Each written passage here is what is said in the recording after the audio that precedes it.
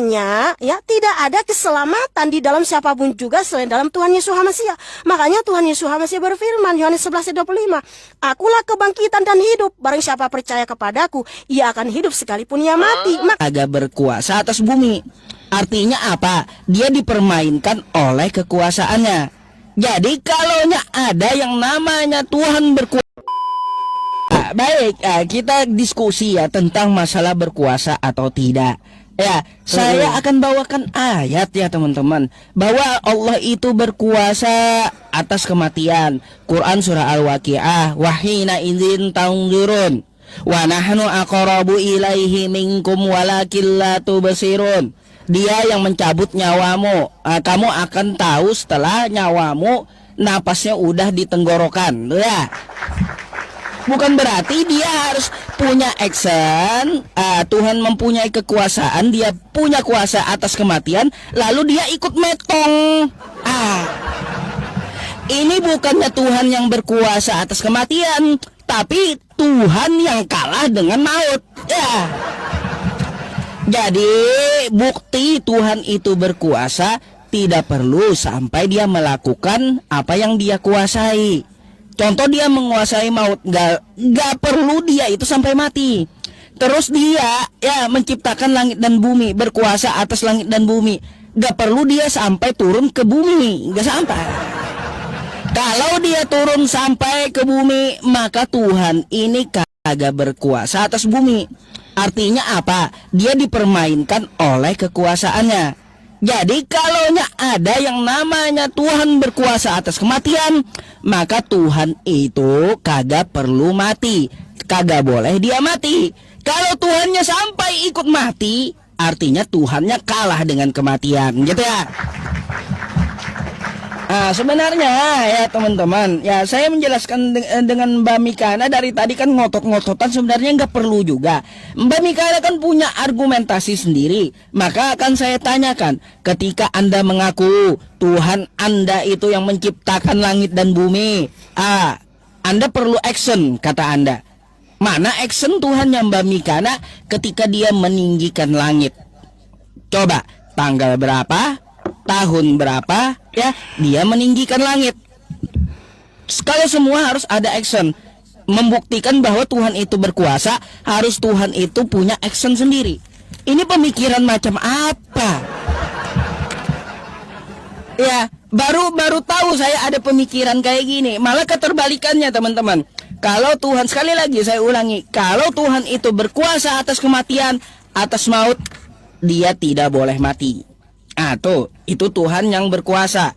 Kalau dia berkuasa atas langit dan bumi, kagak boleh dia sampai turun ke langit atau bumi, nggak boleh. Kalau dia sampai turunnya lalu mati, artinya dia ini tidak mempunyai kekuasaan apapun.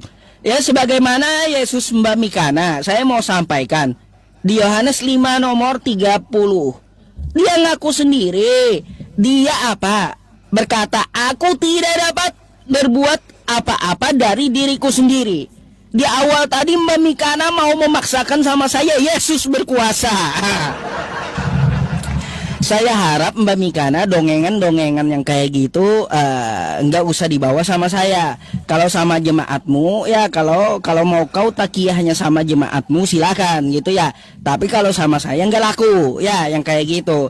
Jadi kalau dia mengaku tidak berkuasa lalu Anda paksa dia berkuasa, maka saya lebih percaya Yesus mengatakan di kitab Anda dia tidak berkuasa. Jadi Mbak Mikana ya, kalau Anda tetap memaksakan bahwa action dari Tuhan itu dia harus berkuasa atas sesuatu lalu dia action sendiri, maka saya tanya ya, kalau Tuhan mau menciptakan langit dan bumi, kapan actionnya? Itu dulu yang saya tanya ya. Saya akan tunjukkan dalil-dalil yang diminta Mbak Mikana gitu ya. Oke teman-teman bisa membuka Quran surah Al-Waqiah ya.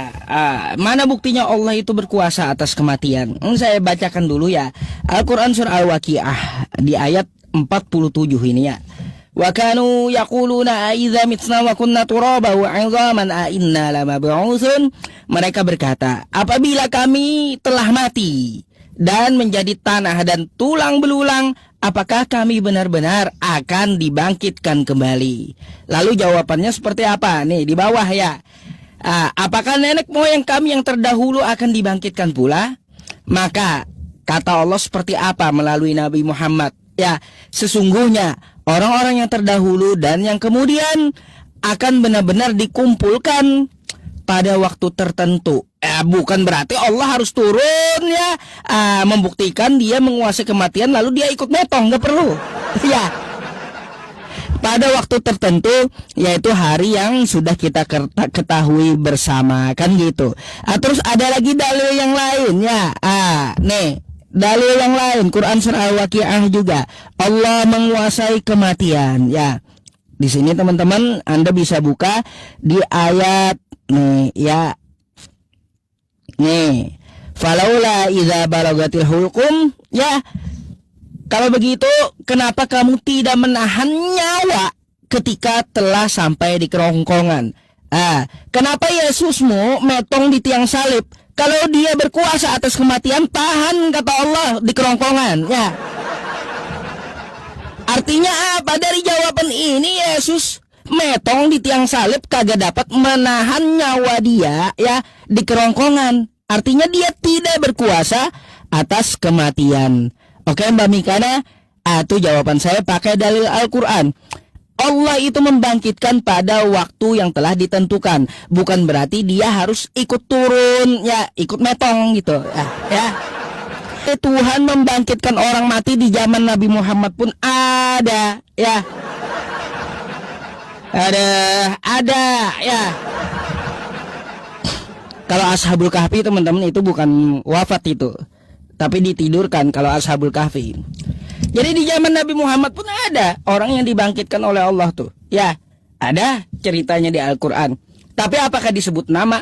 Oh tidak, Al-Quran itu tidak menyebutkan sebuah nama ya Mbak Mikana, kalau dia menjelaskan secara umum.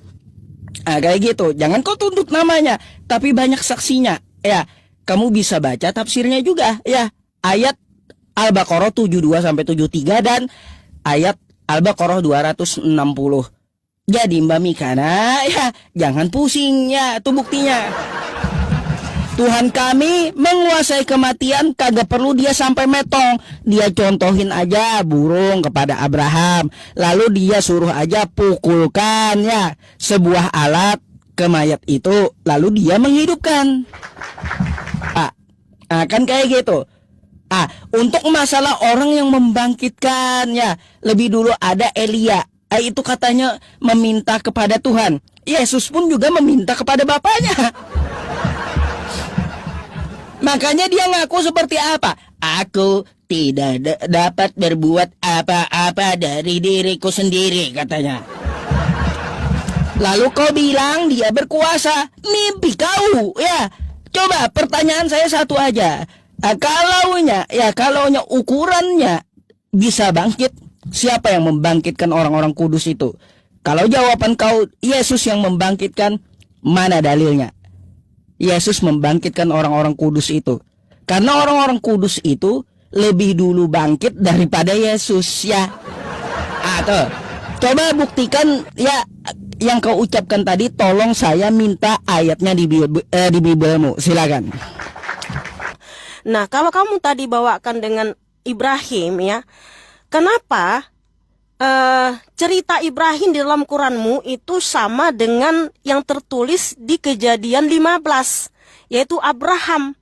Abraham di situ diperintahkan untuk mengambil lembu berumur 3 tahun, kambing betina berumur 3 tahun, domba jantan berumur 3 tahun, dan seekor burung tekukur dan seekor anak burung merpati. Lalu Abraham mengambil semua itu baginya dan membelah-belahnya menjadi 2 dan meletakkan potongan-potongan berhadapan satu sama lain, tetapi burung-burung itu tidak dipotongnya. Ya, kenapa teman-teman? Ya, kisah yang pernah terjadi di dalam diri Abraham, Bapak Yahweh itu Yeshua Mashiach menyuruh untuk memotong-motong burung, itu ada di dalam Qurannya, tapi kok malah menghidupkan burung itu. Sementara Abraham tidak pernah menghidupkan burung, tapi disuruh untuk memotong-motong ya teman-teman ya. Jadi mohon maaf Ustadz ya, karena Saya bilang teman-teman, di dalam kitab suci ini sangat banyak dalilnya dan para nabi, para rasul menyaksikan sendiri Tuhan Yesus Hamasiah membangkitkan orang mati. Dan di Matius 27 ayat 50 sampai 53 itu, Tuhan Yesus Hamasiah setelah bangkit baru ada kebangkitan. Nah, saya baca dulu ya teman-teman ya. Matius 27 ayat 50 sampai 53 ya.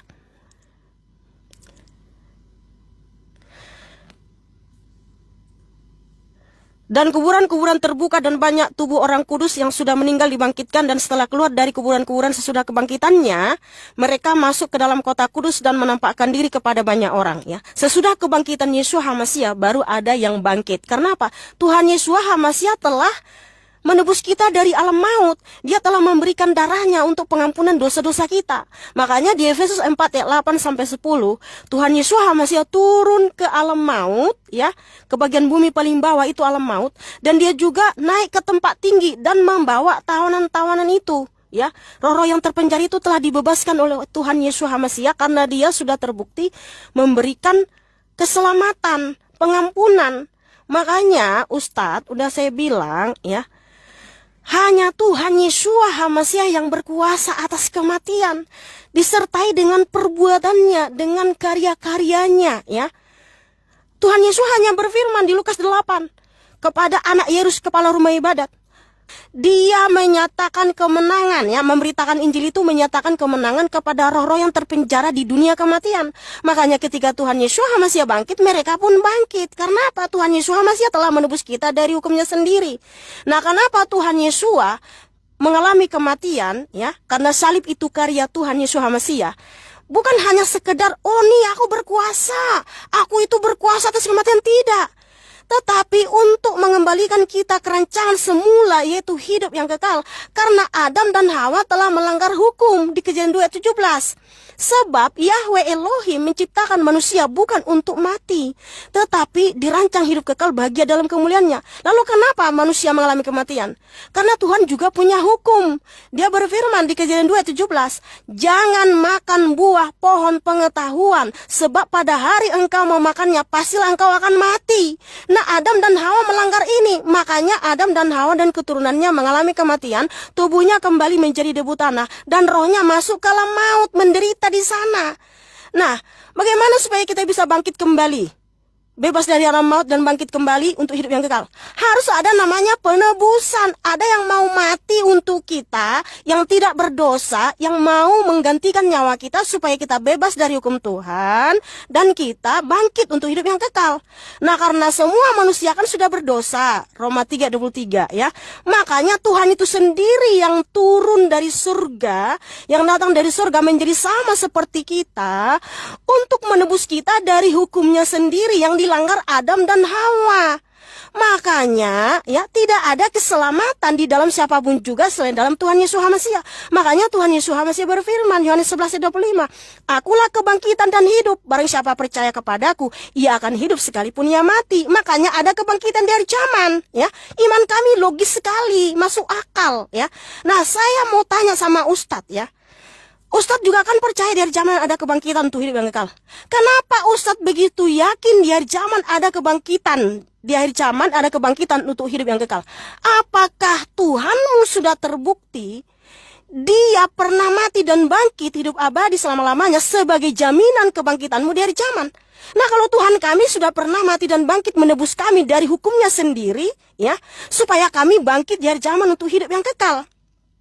Tapi Ustadz nggak bisa jawab itu, karena dia hanya pokoknya nanti ya semua yang mati itu akan bangkit. Itu aja nanti jawabannya itu. Nggak ada jawaban yang lain lagi yang logis, yang masuk akal. Tetapi kenapa iman kita sangat logis, teman-teman? Kenapa di hari zaman ada kebangkitan? Kenapa kita bangkit untuk hidup yang kekal? Karena Tuhan Yesus Hamasiah telah menebus kita dari hukumnya sendiri yang dilanggar Adam dan Hawa, yaitu di Kejadian 2 ayat 17, sehingga kita juga ikut bangkit untuk hidup yang kekal. Makanya saudaraku, jangan bimbang, jangan ragu saudaraku ya, karena keselamatan hanya ada dalam Tuhan Yesus Hamasiah. Makanya Tuhan Yesus berfirman Yohanes 11 ayat 25, akulah kebangkitan dan hidup, barang siapa percaya kepadaku, ia akan hidup sekalipun ia mati. Makanya di hari zaman ada kebangkitan saudaraku. Oh haleluya, terpujilah Adonai Yesus Hamasiah. Oke, terima kasih Ustadz. Saya rasa udah cukup dulu ya kita udahi dulu diskusi ini karena dari tadi Gak jawaban Ustadz berani saya muter-muter mulu, terusin nggak ada dia. data. Gibonya ketahuan Karena gak berani sudah diterusin. biasa, nggak akan ada jawaban, nggak ada buktinya kalau Tuhan yang berkuasa atas kematian. Udah itu aja. aduh. Terserah kau dah ya, kena mental ya. Oke Ya, lah, terima kasih terserah kau Ustaz. lah. Ya. Salam toleransi Oke. ya. Oke, Mami Kada. Logika diuji, emosi naik, dan satu hal jadi jelas, debat ini bukan lagi soal menang atau kalah, tapi soal siapa yang berani menjawab. Tanya Islam, silakan. Gimana katanya nih. Katanya tuh Al-Quran turun dari surga. Apakah itu benar? Dari mana? Kata siapa? Al-Quran turun dari surga, itu dari mana Anda dapat? Kacau Mbak ini. Baik, saya jelaskan. Saya jelaskan ya. Al-Quran adalah firman Allah Subhanahu wa Ta'ala. Jadi Allah itu salah satu sifatnya maha berkata, yaitu berfirman. Maha berfirman. Jadi kalau kita melihat dari Al-Quran, ayat Quran surah Al-Hijr ayat ke-9, Inna nahnu nazzalna dzikra wa inna lahu lahafidhun. Kami yang menurunkan Al-Quran dan kami pula yang menjaganya. Terus Quran surah Al-An'am ayat 115, wa tammat kalimatu rabbika sidqan wa adala la mubaddila li kalimatih wa huwas sami'ul alim. Telah sempurnalah kalimat Tuhanmu yang mengandung kebenaran dan keadilan. Tidak akan ada yang dapat mengubahnya. Jadi Al-Quran itu dari Allah Subhanahu wa Ta'ala, lalu ya disampaikan kepada Rasulnya Nabi Muhammad SAW melalui malaikat yang ditugaskan menyampaikan wahyu, yaitu malaikat Jibril. Gitu. Jadi ini ada pendapat yang saya bawakan kayak gini Mbak ya. Allah berfirman, dicatatkan oleh pena, disimpan di Lauhul Mahfuz, ya, la yamassuhu illal mutahharun. Malaikat Jibril ngambilnya di situ di Lauhul Mahfuz, lalu disampaikan kepada Nabi Muhammad. Nabi Muhammad menyampaikan kepada sahabatnya sambil dicatat dan dihafal gitu. Berangsur-angsur kagak ada gedebuk dari langit atau gedebuk dari surga, enggak. Berangsur-angsur selama 22 atau sampai 23 tahun gitu. Jadi nggak ada Mbak ya yang dikatakan bahwa Al-Quran itu dari surga, gedebuk dari surga, enggak. Bertahap dia. Dan ya Al-Quran itu tidak dapat diubah sampai sekarang Mbak.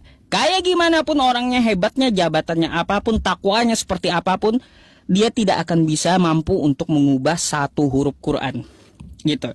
Atau mengubah harokatnya pun nggak bisa gitu. Sehebat apapun orangnya. Itulah yang namanya kitab suci Mbak ya. Itu yang namanya kitab suci, dijaga Tuhan. Nggak bisa diubah manusia satu huruf pun. Terbukti, inna nahnu nazzalna dzikra wa inna lahu lahafidhun. Kami yang menurunkan Al-Quran dan kami yang menjaganya. Buktinya apa?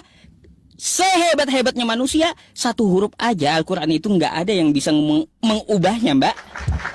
Bayangkan gitu. Ketahuan kalau diubah gitu, ketahuan. Ngerti kan? Bukan dari surga tapi dari Allah, Tuhan pencipta langit dan bumi. Kayak gitu. Apalagi nih? Gak ada lagi sih Pak, apalagi yang mau saya tanya ya. Silakan Nabi Isa, Yesus atau seperti apa?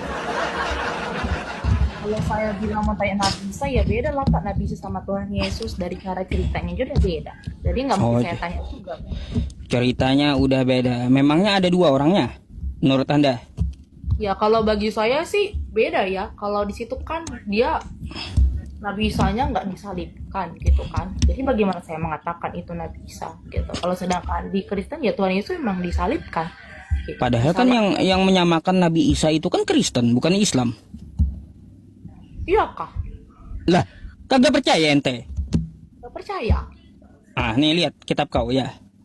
Yang menyamakan Nabi Isa dengan Yesus itu adalah Kristen nih. Ini Alkitab ya. Ya. Matius 1 pasal 1.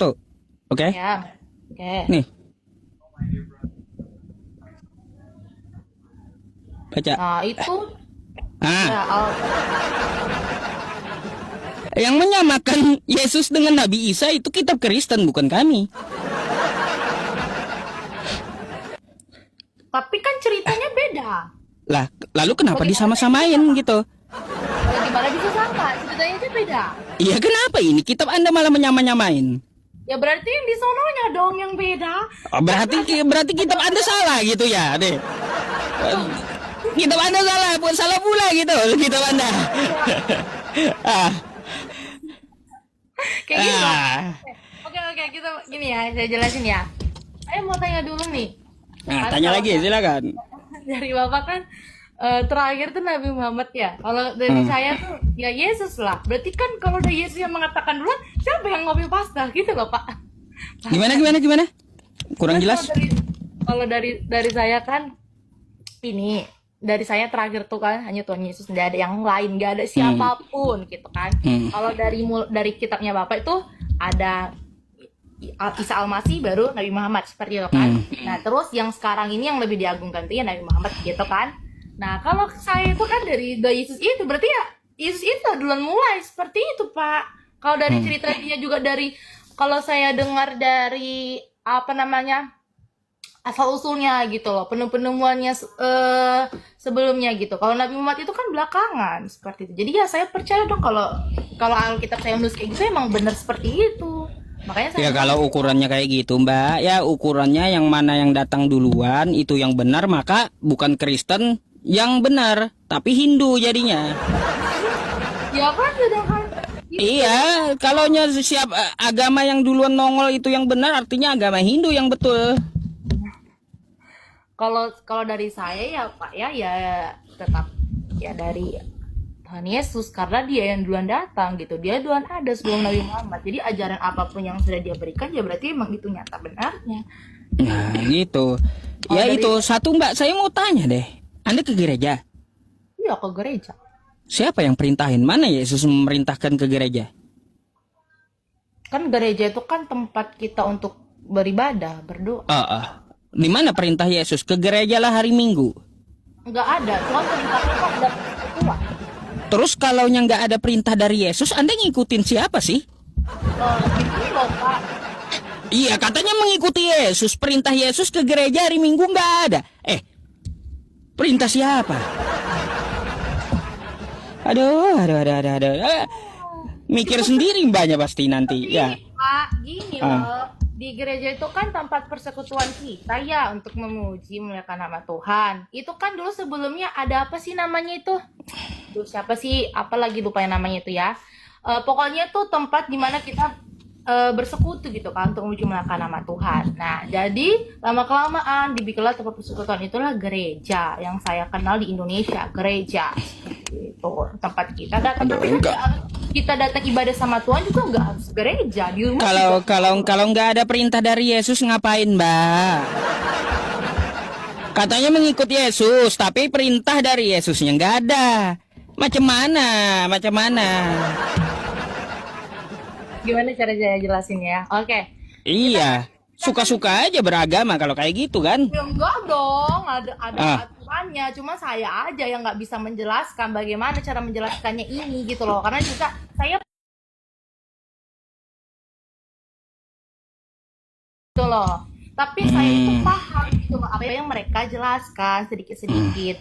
Nah, di sini misalnya di ayat Alkitab itu ada menyatakan sembah Tuhan seperti itu. Nah, kalau kita menyembah Tuhan, ada juga di situ dikatakan persekutuan, ya kan? Murid-muridnya Tuhan Yesus membuat persekutuan untuk memuliakan nama Tuhan setelah Tuhan Yesus naik bangkit ke surga. Nah, mungkin dari persekutuan itulah baru kemudian bentuknya namanya sebuah gereja gitu loh, tempat persekutuan orang-orang kudus untuk memuliakan nama Tuhan, orang-orang yang mau menyembah Dia. Asumsi itu, Mbak. Asumsi nggak pernah satu kali pun Yesus di zaman Yesus bangun gereja. Mana ada Yesus bangun gereja? Memang nggak ada, Bapak, nggak dikasih tahu. Iya, ngapain kalau gitu ke gereja? Kan Anda katanya ikut Yesus toh. Pokoknya cuma satu, di gereja tuh ngapain? Nah, itu kita memuji-muliakan nama Tuhan. Ya udah, mantap sih itu. Berarti tujuannya itu memuji-muliakan nama Tuhan. Kan Tuhan aja. Kagak usah ngapain di gereja. Perintah ke gerejanya dulu mana gitu. Kalau ke gereja nggak ada. ya udah, berarti Anda bukan ikut Yesus berarti. Aduh. Itu aja kau simple. Ah, Kayak mana ya caranya kita nggak ikut Tuhan Yesus, simple. sedangkan gereja itu juga kita memuji-muliakan nama Tuhan. Berarti kan memuji nama Tuhan itu kan perintah Tuhan. Gimana sih? Baik, saya mau uji lagi nih. Betul nggak Anda ini pengikut Yesus? Mbak, saya heran. Ya, di Kristen itu kalau mati pakai jas kupu-kupu, kenapa ya Mbak ya? Terus juga yang perempuan pakai baju pengantin, itu kenapa itu? Sebenarnya sih kalau pakai baju kayak gitu tuh nggak harus seperti itu ya, dari pihak keluarganya. Kalau mau pakaikan baju ya udah pakaikan baju seperti itu, Itu ngikutin siapa itu? nggak dipermasalahkan. Ngikutin siapa itu? Nggak, ya saya nggak tahu, nggak dikasih tahu di Alkitab, saya nggak pernah Loh, dijelaskan juga. kalau Yesus kan mati dari tiang salib, dia dikapani. Iya, dipermasalahkan. Iya, kenapa itu pakai jas kupu-kupu pula? Ya saya nggak tahu, tapi kayaknya gini loh satu Pak, Aduh. apakah gas kupu-kupu itu juga menghalang dia untuk datang sama Tuhan? Itu loh Nah, intinya. baik. Ya, saya juga bingung di situ. Satu lagi nih, saya mau tanya. Ya, di gereja itu ada kamar alkohol gitu. Nggak ada dong, siapa yang bilang ada? Bapak kira yang perjamuan kudus itu dibilang alkohol gitu? Ah, ah. Itu kan anggur Pak, nggak ingat kan Bapak waktu itu Iya, tentang anggur itu alkohol, Mbak. tapi anggur itu alkohol ya? Iya. Apakah alkohol? Ah, Kalau aku tahu anggur. Coba. anggur itu difermentasi jadi memabukkan dia. Yang saya bingung itu kenapa darah Yesus diganti dengan miras gitu. Anggur Oh, diganti. Orang kan di situ Tuhan bilang kan perumpama apa ya, dikata Tuhan Yesus lah. Inilah darah. iya, herannya kenapa saya gantiannya ke miras, kenapa kagak ke susu atau apa gitu. Kenapa malah ke miras larinya? Kalau saya jujur saya nggak tahu karena saya belum tanya. Kalau itu Waduh. ada makna tertentu, saya nggak tahu gitu. Nah, itu juga nggak ketemu saya jawabannya sampai sekarang. Heran saya ajaran Anda ini. Coba Anda buka lagi Kejadian 19:32 tuh, Mbak. Sebentar ya. Perbedaan antara Islam dan Kristen yang sering dibahas, namun jika merujuk langsung pada sumber utama Islam yaitu Al-Quran, ada penjelasan yang jelas dan tegas tentang keyakinan dasar umat Islam yang bisa dipahami tanpa harus menyinggung keyakinan lain. Dalam Islam, konsep ketuhanan dijelaskan secara tegas dalam Al-Quran, seperti pada surat Al-Ikhlas yang menegaskan bahwa Allah itu Maha Esa, tidak beranak dan tidak diperanakan, serta tidak ada sesuatu pun yang setara dengannya. Prinsip ini menjadi dasar utama tauhid dalam Islam, yaitu mengesahkan Tuhan tanpa bentuk, perantara, atau pembagian dalam wujud apapun. Al-Quran juga menjelaskan tentang para nabi termasuk Nabi Isa atau Yesus yang dalam Islam dihormati sebagai utusan Allah, bukan sebagai Tuhan. Dalam surat An-Nisa ayat 171, umat Islam diajarkan untuk tidak melampaui batas dalam memahami kedudukan Nabi, melainkan menempatkan mereka sebagai hamba dan Rasul Allah. Hal ini menjadi pembeda penting dalam cara Islam memandang figur suci. Selain itu, Al-Quran dalam surat Al-Ma'idah ayat 3 menegaskan bahwa ajaran Islam telah disempurnakan sehingga umat Islam meyakini bahwa Al-Quran adalah wahyu terakhir yang terjaga keasliannya. Ini menjadi pedoman hidup yang mencakup aspek ibadah, moral, hingga kehidupan sosial secara menyeluruh. Meskipun terdapat perbedaan keyakinan, Islam juga mengajarkan untuk menghormati pemeluk agama lain dan tidak memaksakan keyakinan, sebagaimana disebutkan dalam surat Al-Baqarah ayat 256. Tidak ada paksaan dalam agama. Dengan memahami ajaran berdasarkan Al-Quran secara utuh, perbedaan dapat disikapi dengan bijak tanpa harus menimbulkan konflik. Silakan tulis pendapat kalian di kolom komentar dengan bijak dan berakhlak. Wassalamualaikum warahmatullahi wabarakatuh.